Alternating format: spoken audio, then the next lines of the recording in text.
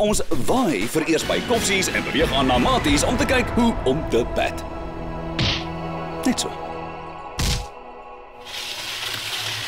Welkom in Campus hier so by Eendrag Maatskool. Sy's waar ons staan by die binnekant, by die voorkant van Eendrag waar ons gaan kyk waar die finaal van die quad cricket plaasvind. Quad cricket is 'n game wat menige maatskole speel. So kom ons gaan kyk wat plaasvind. Ja, duidelik is die eetsaal toe, want kyk net hoe baie ouens is daar.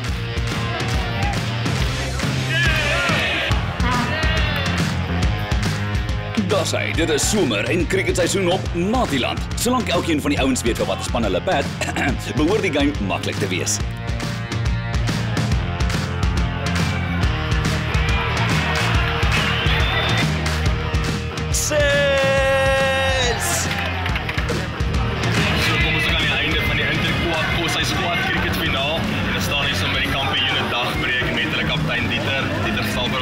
Sê vir my, hoe voel dit om die wenners te wees? Nee, hoor jy, ek is baie bly. Ons het dink jy is 'n lekker game gewees.